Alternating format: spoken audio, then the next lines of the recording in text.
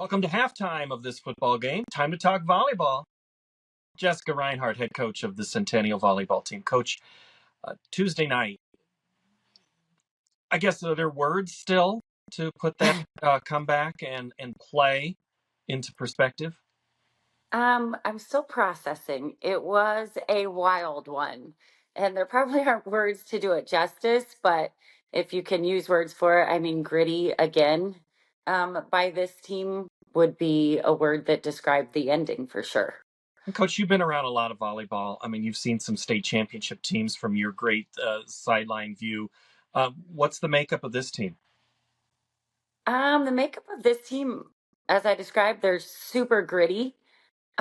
We have played some great ball, in just the 8 days that our season's been in play. Right now, we're working on our consistency. We think we have potential to do some great things this season, but we have to figure out how to consistently be great throughout an entire night. And this is a team that, that high school level. I mean, the way your youth program is, a lot of people stay in certain grades. Then you got to mix sometimes three classes together. How's this gel happened? Yeah, it's been good. The chemistry of our team is really good. The upperclassmen have done a great job, bringing along the underclassmen and incorporating them. Um, the, I guess, inclusion of everybody feels awesome. Always with young players on the court and new players, it just takes time. So we're in the process of developing those relationships on the court, between setters and middles and that sort of thing, with new players being out there. But they're starting at a great point, and if we can continue to just improve every single time we play, we feel like by the end of the season, the newness will be gone, and it should hopefully look like one well-oiled machine. And you did not take it easy on them scheduling the tournaments and the regular season games that you have, again, by design. Not by design so much. If I could start our season with a few wiggle room matches, I think that would be ideal. But our conference schedule is given to us by the conference. Our home tournament, which is a beast, is always that first weekend, and that doesn't move. So we don't really get an option but to just jump into the fire, see where we're at, and then make adjustments from there. I look at a lot of Jaguar athletics over the years. Jaden Pratt's been involved in so much. How has she developed as a volleyball player this year? Yeah, she's a beast. She's super competitive and brings that, competitive spirit to the court, which is awesome. She's crazy fast. By being an athlete, can get to a ton of balls defensively. And she seems super ready to enter her senior year and lead and do the things. She gets one last chance, from a volleyball perspective. She's going to move on and play basketball.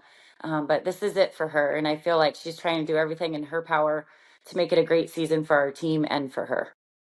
Of course, you're the volleyball coach, but do you get nervous watching her in those other sports compete?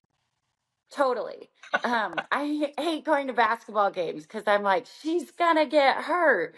She's so physical and she's willing to go after any rebound, and there's lots of legs. Oddly, she got hurt in track this season, and I got a text from several people like, Jay's hurt. And I'm like, track? I didn't think I had to worry about her in track. It wasn't on my radar. But luckily, it was something that she could recover from, and she's back with us. Other players that you need to have lead for you this year? Dee Miller, of course, Mhm. she's a 3-year starter for Centennial. She's phenomenal. She's the one that powered us through those last 7 points um, last night that we needed from the service line and from her back row attack. And she's here for this season and wants to make it a great one in her senior year. We're getting some awesome leadership out of Finley Griner, another senior. We have just 3 seniors on the team.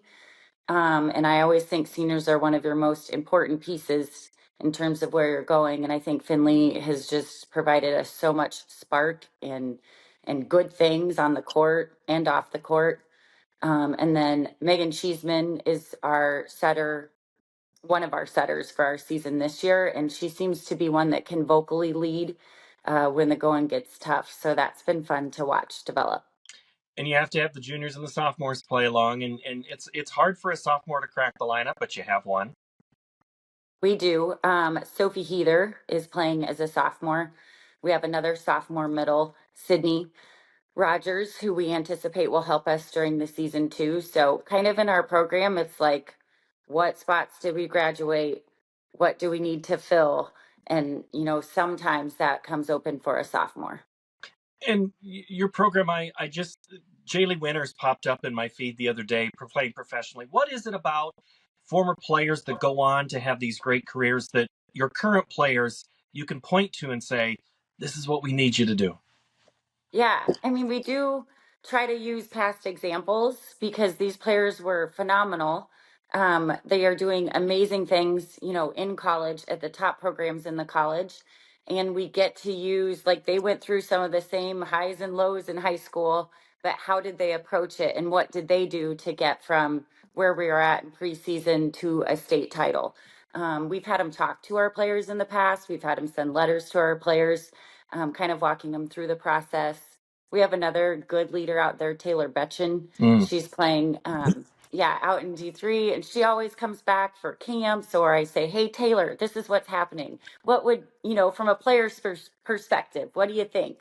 So I love using her as a resource. She was a phenomenal leader. So there's lots of great Jaguars out there that are able and want to give back to the program and help these girls hopefully reach the same dreams, that they once were able to accomplish. And as you make that stretch here, I mean, I hate to say stretch run already here in September, but it is key, and the season is short. How do you, again, any changes in how you've been approaching early and middle season to get ready for late season? Yeah, our season, always kind of follows a similar path. You see where you're at right now early on, and you just try to make small changes and small improvements every single time you're out there to add to the big picture that happens in November. So we've gotten some good data and some good analysis in this crazy first 8 days, that we can take and apply to practice and focus on to help us reach another level, hopefully just this Saturday. We saw great improvements from Monday's Indianola match to our Saturday tournament, from our Saturday tournament to Tuesday. And it's just like, how can you build every time you step on the court to become what you want to be in November? And you have girls that play just so much throughout the year. They're used to making quick adjustments because they have so many opportunities, and it looks like it's working so far for you. Yeah, these girls play a lot of ball now. Club is a wild world as well and has developed even crazier. So they've been in a lot of scenarios. A lot of them have played in national tournaments and went really far, and they can, bank on that experience and bring it into high school, and apply it here. Wild. That's a nice, calm, safe word for it. Wild. All right, Coach, appreciate it. Have fun this weekend. I know another test for your team, and anytime that you're at home, it looks like the crowds have been great as well. It's been fun. It's been a wild ride so far. I hope it kind of settles down a little bit in a good way, but however we need to get it done, I'm here for it. All right, Jessica Ryan, I appreciate your time, head volleyball coach at the Centennial Jaguars. Thanks, Coach. Thank you. Our halftime show continues after this. You're watching high school football on CISN.